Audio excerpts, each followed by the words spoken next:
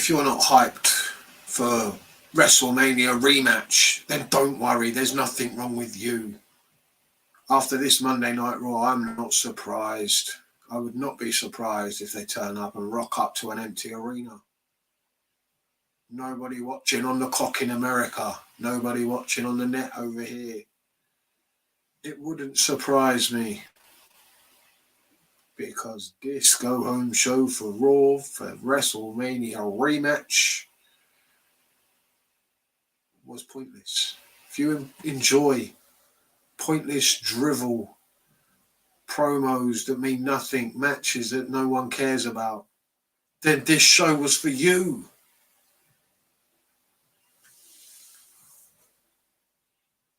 There were a few decent segments, I'll give them that, but not a lot to talk about. Little hints of something that might happen, but you know they're just going to fuck it up.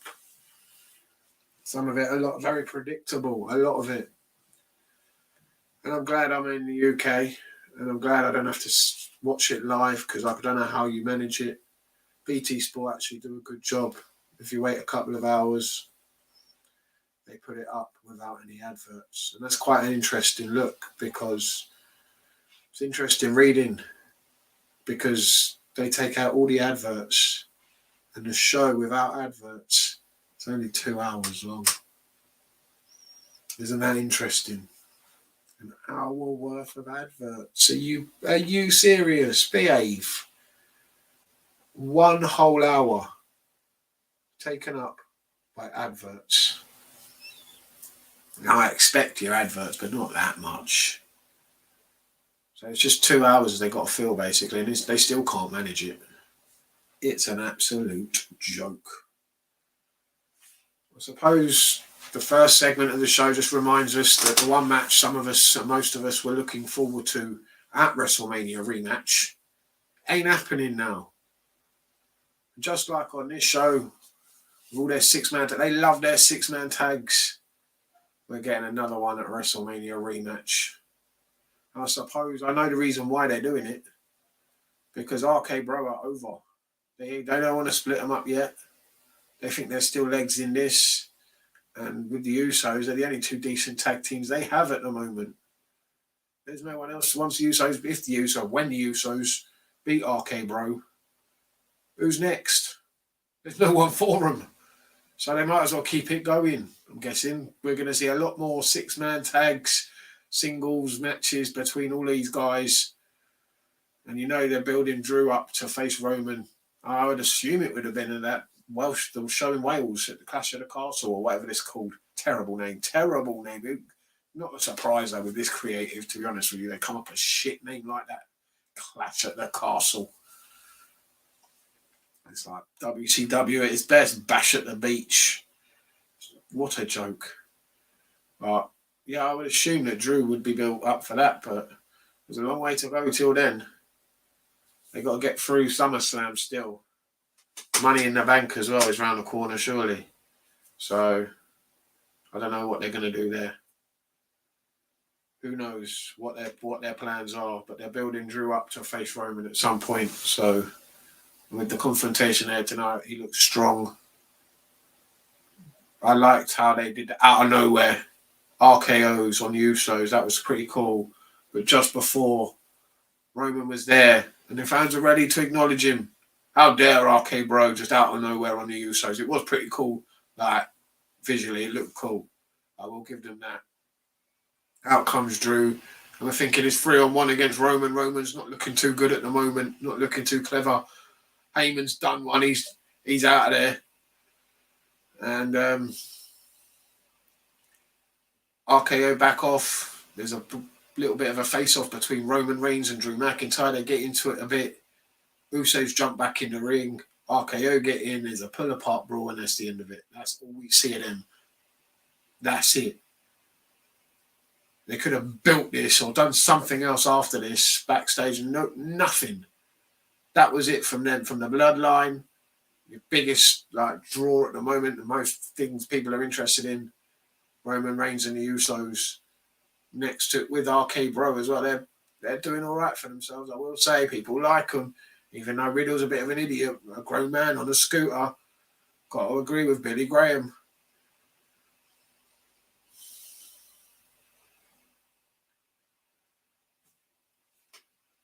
Randy Orton as well.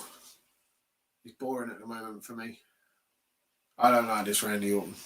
I gotta say. It's cheesy and fucking stupid. Whenever he turns heel, I can't wait. Just turn on that Riddle geezer and just RKO him out of nowhere. And then we've got ourselves a decent feud. It's bound to happen at some point.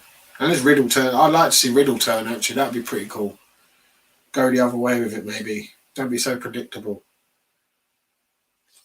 Anyway, so we've got a six-man tag. Six-man tag at rematch. No one's looking forward to that. No one. Because these guys are the only ones that are over at the moment. They're going to make this go as long as they can. Drag it out. Prophet Ezekiel, or Big Zeke, Little Zeke, whatever we're calling him now. Prophets are calling him Zeke, so let's go with that. Let's roll with that. Little Zeke. Stupid segment with Otis, Gable, and Owens is just a comedy guy now, which is absolutely ridiculous. He doesn't look too pleased about it, but there you go. That leads into a six-man tag player. What we all love, don't we? We love these six-man tag matches that mean absolutely nothing. Owens, Alpha, Zeke, and the Prophets. Six-man tag. Owens and Alpha get the win. Just, it meant nothing. Like, Zeke, man, he is being tested, surely. Tested to see if he can get this generic jobber look over. Come on, Zeke, let's do it. Little Zeke, you can do it, son. He's definitely being ribbed. He's being tested to see if he got Elias over. Can he get a generic jobber over? His gimmick is just dog shit. There's just nothing about him. Nothing. Just a blank canvas. And he's got to get that over. Oh, well, good luck to the geezer. Good luck. I hope he does. That's all I can say. I hope he gets over and proves them wrong. Because he is a very talented man and deserves a lot better. This is a joke. A complete joke. Owens deserves a lot better at the moment. Alpha Academy are quite entertaining. I'll give Chad Gable his flowers.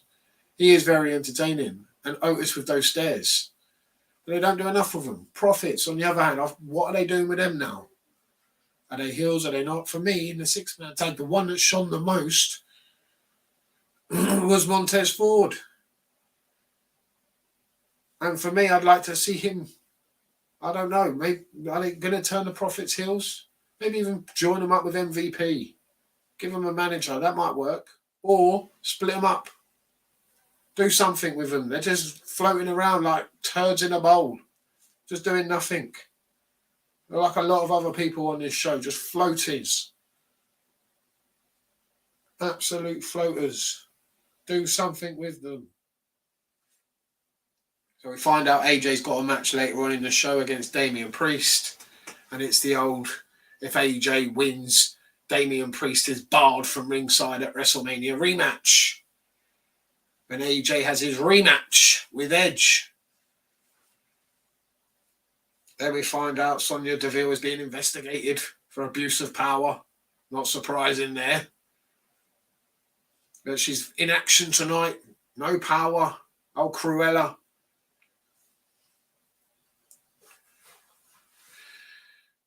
This is just, it gets worse as the night goes on. This is her main event, by the way. She's in the main event. How? I don't know. But just wait. Another six-person tag match. Yes! Yes! Can't wait. My excitement. Veer Mahan was in action as he squashed Barbecue Burt Hanson. He actually did an interview before the match. And the most shocking thing was he was better on the mic than a lot of the Raw roster. 45, 55% of them. Maybe even more than that. I'm being generous. That old BBQ, Bert Hansen, knocked it out of the park. I said, that's the joke. Old BBQ, Bert, got squashed by Veer Mahan. And that was the end of BBQ Bert Hansen. See you next time, kid. We move on anyway. AJ Styles versus Damian Priest, and you've turned Damian Priest. You've given him a new lease of life with Edge. You want to build him up as some monster heel, and you make him look stupid, and you give him a defeat here. You didn't have to go down this route. DQ the geezer. Something else. Get Edge involved to get a DQ. I don't know. Something like that. But no. You can see where this is going a mile off after this match. Out comes Finn Balor to make the save after Edge and Priest are beating him down. Saves AJ Styles, which is a nice moment. They are too sweet. Bullet Club owning pro wrestling, just like we know. But you know where this is going. If WWE or anything, they are predictable.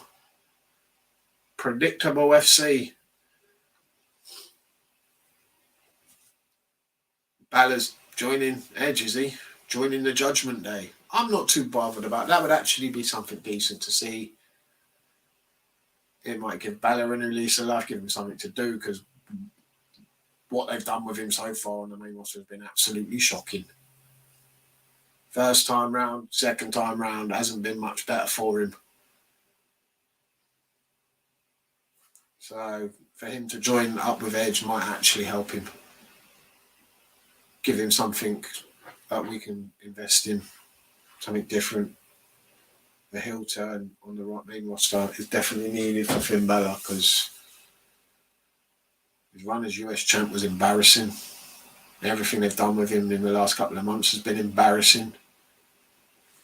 So hopefully this is where they're going with it.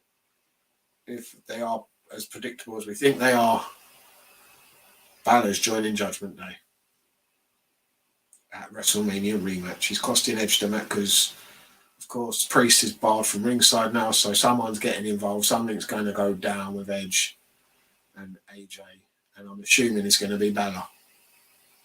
If I'm wrong, I'm wrong, but it's happened so many times before. You can see it coming a mile off.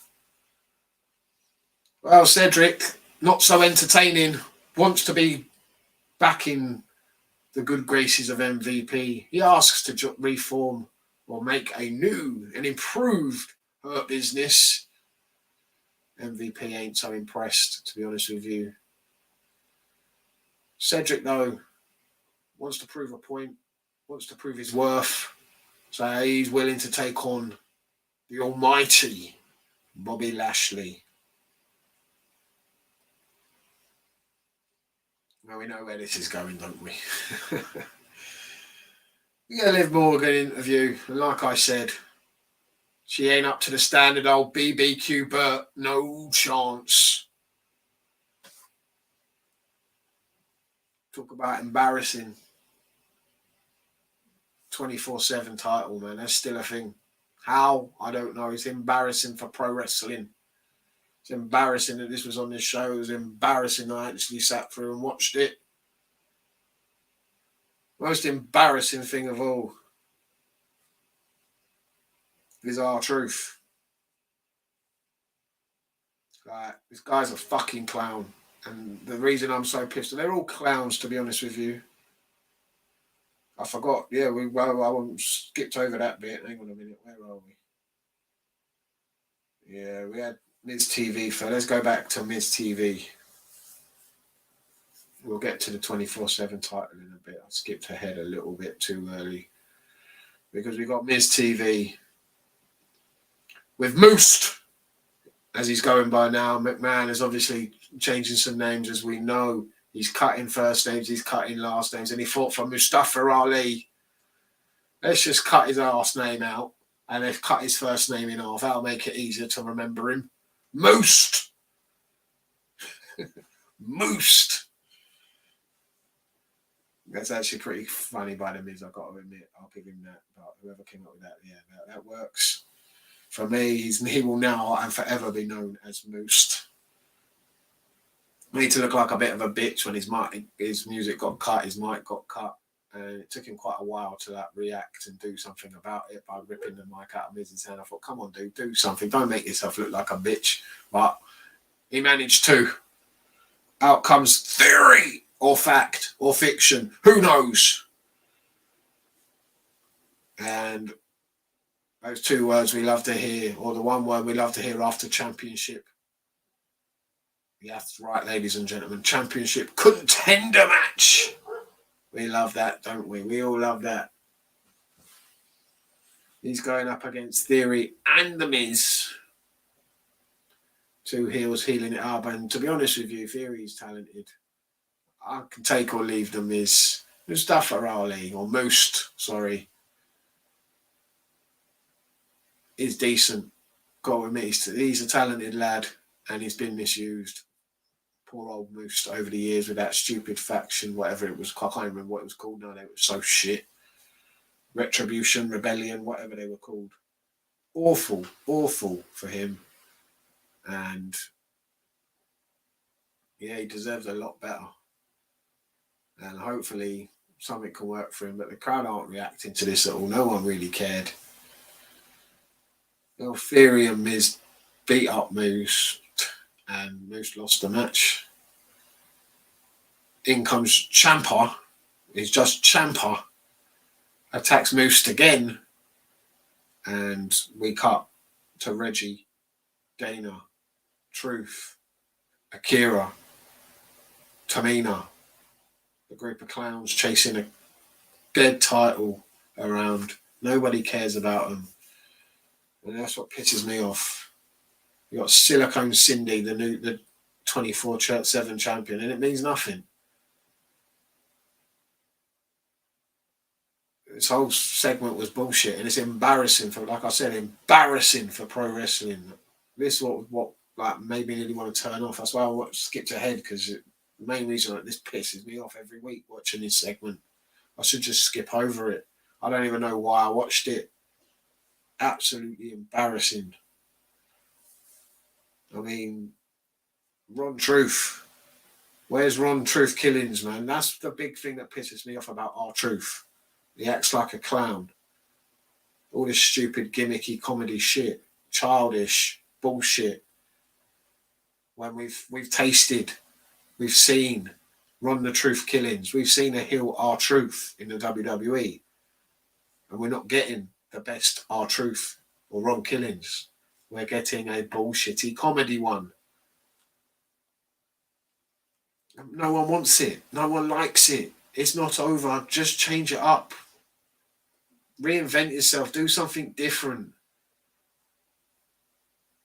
You were good at a time. Very good. Go back to that. It worked. Why are you being a stupid idiot with these lot? Jobbers, Akira, Tamina, Nikki Trash, who is in the match, who wins the title backstage or earlier on in the show. And then we go to a match between Silicone Cindy and Trash.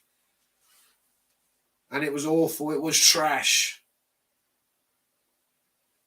The highlight of the whole thing is that Nikki Trash is no longer going to be a superstar or superhero in whatever. In training. That was it. Stupid gimmick. Ridiculous. Doudrop says it's time to stop playing, and thank God they can actually do something serious with these two. They've been embarrassing so far. Embarrassing for British wrestling. Just an embarrassment. Bobby Lashley's got some new start in his music where he's standing on some sort of pedestal, looking like a Greek god. Which is all right, I don't mind. As long as he's not showing his arse again, I'm happy. Lashley, of course, defeated Cedric, not so entertaining. Almost an MVP showed their faces, but it didn't matter much. Live interview. Who cares? Like I said, she's just terrible on the mic. R-Truth and Reggie again. Why are they on my TV screen? Why am I having to watch this? Why are they getting more segments than Roman Reigns in the Bloodline?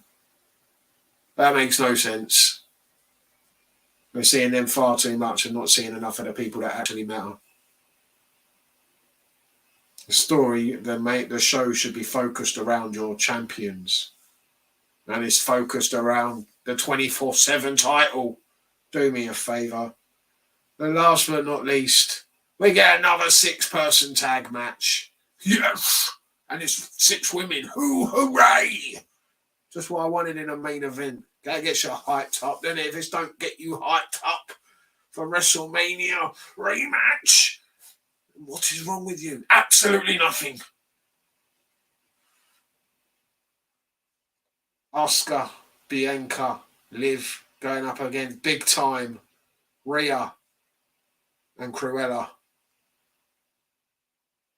This match was just flat and boring and pointless and predictable. Oh, Cruella, they ain't building her no heat, are they? The most shocking thing that came to mind in this match was they got nothing for Bianca. Bianca ain't in a match at WrestleMania Rematch. How's that happened? She's one of your champions. She should be the main focus, like I said.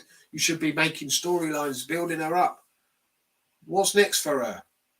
Absolutely nothing.